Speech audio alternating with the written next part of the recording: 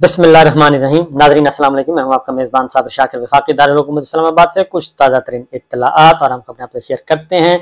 इस वक्त जाती उम्रा और लंदन दोनों परेशान हैं और परेशानी की वजह बिल्कुल समझ आ रही है और वो है सुप्रीम कोर्ट ऑफ पाकिस्तान अभी तक उनसे फतह नहीं हो सकी और अब सुप्रीम कोर्ट को फतह करने के लिए वो मुख्तलिफ हरबे और दीगर हथकंडे इस्तेमाल करने की कोशिश कर रहे हैं। अब उनके पास मजीद पसपाई हुई है और मजीद पसपाई के बाद अब वो बस टमकतोइयां मार रहे हैं और तो कुछ नहीं कर रहे और तीर तुक्के चला रहे हैं हवा में और जिसका कोई रिजल्ट नहीं निकलना। मैं आपको पहले से बता रहा हूँ कि कोई नतीजा नहीं निकलना। हाँ, अलबत्ता नतीजा निकला और अगर उस तरफ चल पड़े तो इनका अपना ही नुकसान होगा। जी हाँ, बिल्कुल, नून लीग का अपना नुकसान होगा और ख़ास तौर पे नवाज शरीफ साहब का, मरीम साहिबा का, उनका ज़्यादा पॉलिटिकल मजीद नुकसान हो सकता है और उसमें शहबाज शरीफ साहब की कुर्बानी जो दिलवाने की कोशिश की जा रही है, तो शहबाज शरीफ साहब भी अब पीछे हट गए हैं, उस तरफ, उस इंतहा की तरफ नहीं जा रहे। उसकी रीज़न यह है कि इन्होंने फैसला किया था कि हम रेफरेंस फाइल करेंगे चीफ जस्टिस उमर अता बंदयाल साहब, जस्टिस एजाजुल एहसन साहब और जस्टिस मुनीब अख्तर साहब के खिलाफ और इस पर बहुत ज़्यादा काम हो रहा है, लेकिन अभी तक इस पे कोई यकसुई नहीं हो सकी। और यकसुई इसलिए कि अगर ये बैकफायर कर गया तो मामला जो है वो बिल्कुल ही हाथ से निकल जाएगा और यकीनन इसने बैकफायर ही करना है। चीफ जस्टिस ऑफ पाकिस्तान के खिलाफ रेफरेंस फाइल करके उनको सैक करना ये कोई मामूली काम नहीं है, बल्कि इसमें अगर ये एक्ट किया गया तो इसमें इनकी अपनी कैजुअलिटी हो सकती है या इसकी इनके अपने फेवरेट की कैजुअलिटी हो सकती है। मैं इससे ज़्यादा नहीं बोलूँगा कि इनके अपना फेवरेट जो है वो कुर्बान हो सकता है। तो इससे मेरा ख्याल है कि इनको ये सारे के सारा जो एक प्लॉट तैयार किया गया था उस प्लॉट में इनको रिवर्स गियर लग गया है और इनको बहुत सारे जो भी कदम इन्होंने उठाए हैं अब तक नाकाम हुए हैं। मैं आपको करूँगा कि ये जो चीफ जस्टिस ऑफ पाकिस्तान से इस्तीफे का मुतालबा किया गया, इसका पस मंज़र क्या है और क्या वजह है कि इसमें और कोई मैदान में नहीं आ रहा। ये इस्तीफे का मुतालबा रेफरेंस फाइल करना था, रेफरेंस फाइल करके उनको फारिग करना था, तो ये तो बहुत आसान काम था, रेफरेंस फाइल करें फारिग करें, लेकिन ये वापस आ गए हैं इस्तीफे की तरफ। ये बिल्कुल इस तरह हुआ है, ये बिल्कुल इस तरह हुआ है जैसे वज़ीर आज़म के खिलाफ तहरीक अदम एतमाद पेश की जाए और वो तहरीक अदम एतमाद हो जाए नाकाम, और जब नाकाम हो जाए तो उसके बाद कहेंगे नहीं जनाब वज़ीर आज़म साहब इस्तीफ़ा दें और बस इसके अलावा कोई नहीं है। ये आगे जाके मैं बताता हूँ कि ये तहरीक अदम एतमाद का क्या चक्कर है। ये तहरीक अदम एतमाद सुप्रीम कोर्ट ऑफ पाकिस्तान के अंदर भी एक पेश की गई है, उसकी रीज़न बताता हूँ क्या है क्या नहीं। लेकिन पहले जस्टिस अतर मिनल्ला साहब, उनका बहुत ही एहतराम है, उन्होंने एक इख्तलाफी नोट लिखा है और इख्तलाफी नोट एक तो उन्होंने बहुत लेट लिखा है और इसकी आज खुद इस पर कई सवालात जन्म लेते हैं कि जब पूरे का पूरा केस कंक्लूड हो गया, दरमियान में एक इतनी बड़ी ब्रेक आई, उस ब्रेक के दौरान भी कोई नोट नहीं आया और फिर नोट जो था इख्तलाफी नोट या इख्तलाफी नोट भी उससे पहले का, जब उन्होंने इस बेंच को छोड़ा उसके बाद, क्योंकि उसके बाद की सारी की प्रोसीडिंग्स में जस्टिस अतर मिनल्ला साहब नहीं थे और जस्टिस मंसूर अली शाह साहब भी नहीं थे, जस्टिस याहिया अफरीदी साहब भी नहीं थे।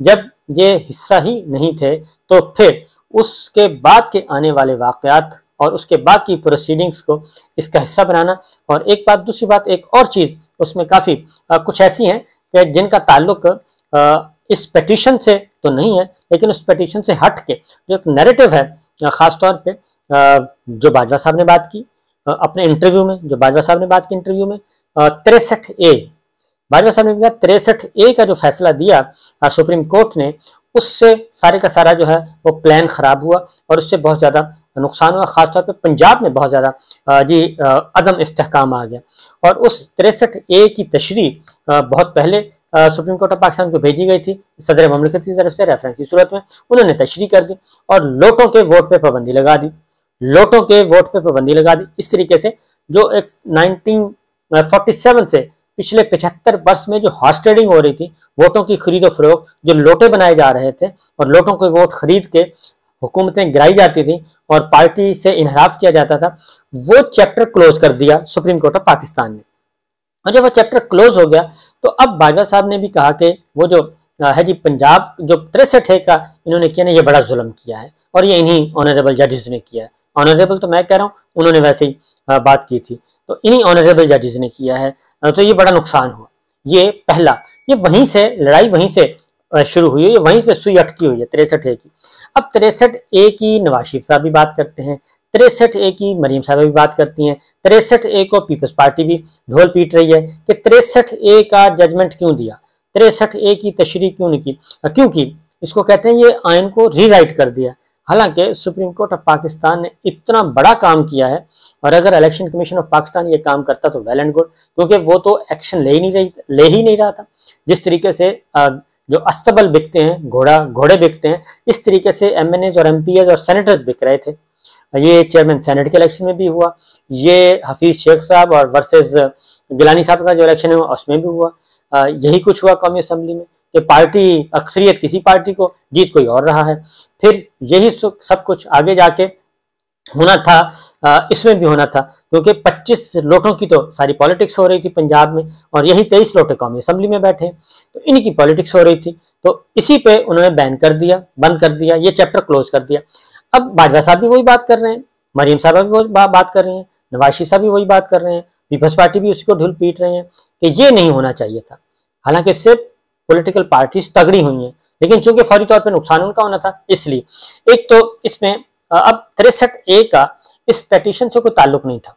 यानी कि ये पेटिशन जो आई, जो सो मोटो लिया गया, उसमें स्पीकर नंबर 1 सो मोटो था, नंबर 2 इसमें स्पीकर खैबर पख्तूनख्वा और स्पीकर पंजाब असम्बली दोनों इसमें फरीक थे, और उनकी भी पेटिशन थी। फिर इस्लामाबाद हाईकोर्ट बार एसोसिएशन की पेटिशन थी, उसमें सिर्फ ये था कि 90 दिन के अंदर अंदर इंतखाब होनी है। अब जस्टिस मिनल्ला साहब ने इस बात को तो एडमिट कर लिया कि 90 दिन के अंदर उससे तजावुज नहीं, लेकिन उसके बाद जो चीजें और इसमें ऐड की हैं वो बड़ी हैं। उसमें उन्होंने कहा 63A का अतर मिनल्ला साहब ने भी इसमें डिस्कस किया। वो कहते हैं कि आने वाले ये 63A की कंक्लूजन वो करते हैं, कंक्लूड कर रहे हैं कि जिस तरीके से 63A पे तशरीह की गई, तो जस्टिस साहब लिखते हैं कि आने वाले वाकयात पर 63A की तशरीह के असरात पोलराइज्ड सियासी स्टेक होल्डर्स के लिए बहुत दूर रस थे। तो ये इन्होंने भी जिक्र कर दिया। अब इसी को ही ये अपोजिशन की सारी जमातें, इसी को इंक्लूडिंग बाजवा साहब, तो ये लगता ये है कि ये कोई बहुत बड़ा था मसला जिसकी वजह से ये नुकसान हुआ है, वाकई नुकसान हुआ है। और उसके बाद क्योंकि पंजाब में जो हुकूमत थी, मुझे अच्छी तरह याद है कि पंजाब में जब हुकूमत बन गई तो उसके बाद जो इलेक्शन हुआ तो चौधरी परवेज लाई साहब की मेजॉरिटी थी, यानी कि PTI की, लेकिन इन्होंने वो इलेक्शन नहीं होने दिया था, वो हुआ था विजिटर्स गैलरी में, और जिस तरीके से हुआ वो हमारे सामने था, सारी दुनिया ने देखा। और वो उस वक्त प्रेशर था मरियम साहबा का प्रेशर था, और नवाज शरीफ साहब का बाजवा साहब के लिए कि हमें हर सूरत पंजाब वापस चाहिए, हर सूरत हमें पंजाब वापस चाहिए, ये उनका था। और इन्होंने अब जाहिर आगे ऑर्डर पास कर दिया कि जनाब बस पंजाब वापस लेके दें, जैसे भी लेके देना। तो ये सारा सिलसिला, लेकिन इस दौरान रेफरेंस भी चल रहा था, उसमें आर्गूमेंट्स हुए, बड़ा तवील केस चला था वो, उसमें फिर ये ऑर्डर आ गया। इलेक्शन कमीशन ऑफ पाकिस्तान इसको लेके बैठा था, उसने ये सारे का सारा जो लोटा क्रेसी थी इसको जायज करार देने के लिए बैठे थे, लेकिन जब सुप्रीम कोर्ट का फैसला आया तो इलेक्शन कमीशन ऑफ पाकिस्तान को अपना लिखा हुआ फैसला जो है वो फाड़ना पड़ा था। तो उसके बाद फिर जब इलेक्शन होते हैं और इसलिए इसके बावजूद कि जब वो मामला सुप्रीम कोर्ट तक पहुंचा, चौधरी वो विजिटर्स गैलरी वाला, विजिटर्स गैलरी के CM वाला हमजा शहबाज वाला, तो वो जब पहुंचा तो फिर ये फैसला आया था, इसी सुप्रीम कोर्ट ने फैसला दिया था, इसी बेंच ने फैसला दिया था कि पहले ज़िमनी इलेक्शन होंगे, ज़िमनी इलेक्शन तक हमजा शहबाज जो हैं वो वजीर आला चौधरी परवेज लाई साहब आए थे वीडियो लिंक पे, और हमजा शहबाज के आपस में मशवरा कर लें आप, तो इन दोनों की मर्जी से वो फैसला हुआ था कि ठीक है जी इसको जारी रखते हैं। जब वो जारी और सारी रहा, हमजा शहबाज साहब ने मजे भी लूटे, लेकिन जब इलेक्शन हुआ तो ज़िमनी इलेक्शन हार गए। जब ज़िमनी इलेक्शन हारे तो उसके बाद वो न सिर्फ ये कि फिर उसके बाद अगला था कि एतमाद का वोट लें, उन्होंने एतमाद का वोट भी ले लिया, और तहरीक आदम एतमाद इन्होंने सबमिट करवाई थी, तहरीक आदम एतमाद नून लीग ने वापस ले ली थी, इसलिए कि इनके पास नंबर्स पूरे नहीं थे, और फिर नंबर तहरीक आदम एतमाद में नंबर उनको पूरे करने थे और वो नंबर्स पूरे नहीं हो रहे थे। इन्होंने कहा जी एतमाद का वोट लेने का कह देते हैं, फिर एतमाद का वोट ले लिया चौधरी परवेज लाई साहब ने। जब वो भी ले लिया तो उसके बाद उन्होंने असेंबली तोड़ी। तो ये सारे का सारा खेल जो है उस वक्त फिर आपको पता है जावेद लतीफ साहब, मरियम साहबा, तलाल चौधरी साहब सब के सब बैक जुबान बोले थे कि ये जनाब इनको सहूलतकारी की गई है, ये सिस्टम में अंदर लोग मौजूद हैं जो इनको सहूलतकारी कर रहे हैं, और बाजवा बाकियात मौजूद हैं, फिर फैज की बाकियात मौजूद हैं, फिर ये बातें की गई थी। बहरहाल ये सारे का सारा सीन। अब उसमें एक और चीज भी कि ये 63 का खासतौर पे जिक्र जो है ये बहुत ही मीनिंगफुल है, जो कि इस पिटीशन का कोई ताल्लुक नहीं था। ये पिटीशन तो सीधी सीधे 90 दिन के इलेक्शन पंजाब और खैबर पख्तूनख्वा के ये था। फिर जस्टिस नल्ला साहब ने एक और बात लिखी है कि जी जो उन्होंने बात की थी कि ये असम्बलियां सही टूटी है कि नहीं टूटी, इस पे भी बात होनी चाहिए थी, तो उसको मेरा नोट का हिस्सा नहीं बनाया। अब उसके बाद एक और बात भी उन्होंने की है। फिर उन्होंने कौमी असम्बली से पाकिस्तान तहरीक इंसाफ के इस्तीफों की बात की है कि इस्तीफे दिए गए, फिर वापस लिए गए, फिर पिटीशन आई, उसको भी उन्होंने इस अपने इख्तलाफी नोट में इजाफी जगह दी है। तो ये जो चीज़ें हैं, फिर यह कि उन्होंने कहा कि कौमी असम्बली से इस्तीफे, वो लिखते हैं कि कौमी असम्बली से इस्तीफे सियासी मामला से अलग अदालत सियासी मामला के से अलग होकर वो कहते हैं कि अदालत जो है पार्लियामेंट को कमजोर कर रही है। तो वो कहते हैं कि सियासी मामला से अलग होना चाहिए सुप्रीम कोर्ट ऑफ पाकिस्तान को। तो मसला यह है कि सियासी मामला तो ये सियासी मामला तो नहीं था, ये तो एक कॉन्स्टिट्यूशनल मैटर है, आईनी मसला था। और आईनी मसला यह था कि 90 रोज के अंदर इंतखाबात होने हैं या नहीं होने। इस इशू पे तो किसी ने इख्तलाफ ही नहीं किया। ये जितने भी इख्तलाफी नोट आए हैं ये सारे के सारे हैं टेक्निकल ग्राउंड्स पे, टेक्निकलिटीज पे ये लिखे गए हैं। इसलिए ये नंबर 1 टेक्निकलिटीज पे। नंबर 2 जो बेंच, ये तो इस तरीके से तो अगर हम पीछे इख्तलाफी नोट्स जमा करना शुरू कर दें तो फिर इख्तलाफी नोट्स ही कोई बन जाएंगे, कई बन जाएंगे सैकड़ों किस्म के, कि वो इख्तलाफी नोट ले लिया, उधर से वो ले लिया, सारे इख्तलाफी नोट्स को जोड़ के बताया कि ये इख्तलाफी नोट इतने हो गए हैं और ये इतना जजमेंट इतना। तो इसलिए कोई भी कानूनदान ये बात मानने के लिए तैयार नहीं है कि सुना 5 रुकनी बेंच ने और उस 5 रुकनी बेंच को जबरदस्ती करार दिया जा रहा है, उसको पीछे की तरफ धकेला जाता है। और उससे पहले जो सारा मामला चैप्टर क्लोज हो चुका था उसमें वो माजी के सारे और फिर 63, फिर सियासी मामला, फिर पाकिस्तान तहरीक इंसाफ के इस्तीफे, फिर असम्बलियों को तोड़ना ना तोड़ना, ये सारी की सारी चीजें हैं वो इसका हिस्सा नहीं थी। बहरहाल ये तो एक डिबेट है, एक लंबी डिबेट चलेगी। अब आते हैं chief justice of Pakistan उमरता Bandial साहब से इस्तीफे। इधर से नोट आता है, उधर से प्रेस कॉन्फ्रेंस आ जाती है। वो कहते हैं देखें जी देखें हमारी फतह हो गई है, हम ये 4-3 का फैसला आ गया। अच्छा, ये 4-3 का फैसला पीपल्स पार्टी ने भी दे दिया कि ये फैसला 4-3 का है। अब सियासी जमातें कह रही हैं, अब मौलाना फजल रहमान साहब ने भी कह दिया। जाहिर है उनका इशू है तीनों जमातों का, क्योंकि इख्तियार तीनों जमातों का जा रहा है। तो हालांकि सुप्रीम कोर्ट ऑफ पाकिस्तान ने तो सिंपल ये कहा कि इलेक्शन करवाएं 90 दिन के अंदर अंदर। उन्होंने ये तो नहीं कहा कि आप पाकिस्तान तहरीक इंसाफ को जितवाएं या मुस्लिम लीग नवाज को हरवाएं या पीपल्स पार्टी को हरवाएं। उन्होंने कहा इलेक्शन करवाएं और इलेक्शन करवा के मामला हल करें।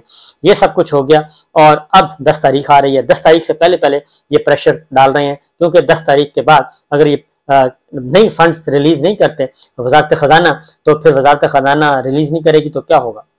11 तारीख को ये नोटिस शुरू हो जाएगी कार्रवाई तौहीन अदालत की। सिंपल 11 तारीख को सबमिट करनी है report election commission of Pakistan ने, और उसके बाद तौहीन अदालत की कार्रवाई शुरू हो जाएगी। और उसी की वजह से ये सारा जो है हाइप क्रिएट की जा रही है, क्योंकि मंडे को फैसला होना है। आज है जी सैटरडे, हफ्ते का दिन है, इतवार 9 तारीख होगी और 10 तारीख है मंडे। तो इसलिए आज इन्होंने एक माहौल क्रिएट किया। उधर से सिक्योरिटी कमेटी का इजलास हुआ, इधर से इख्तलाफी नोट आ गया और इधर इन्होंने मुस्लिम लीग नवाज ने अपना एक नैरेटिव दे दिया और जस्टिस उमरता बंदयाल से इस्तीफा मांग दिया। तो भाई इस्तीफा नहीं, बल्कि इस्तीफा तो ऐसे ही है जैसे तहरीक अदम एतमाद का नाकाम हो गई है। तो चीफ जस्टिस ऑफ पाकिस्तान के खिलाफ जो तहरीक अदम एतमाद थी इनकी, वो हो गई है नाकाम। और वो नाकाम होने के बाद अब ये कह रहे हैं इस्तीफा देंगे, बाकी सारी की सारी धमकियां वहीं की वहीं रहेंगी। तो ये सिचुएशन है, सुप्रीम कोर्ट फतह नहीं हो रही और इसी पे वो हाथ पांव मार रहे हैं। तो देखते हैं 11 तारीख को क्या होता है। इजाजत दीजिए, अल्लाह हाफिज।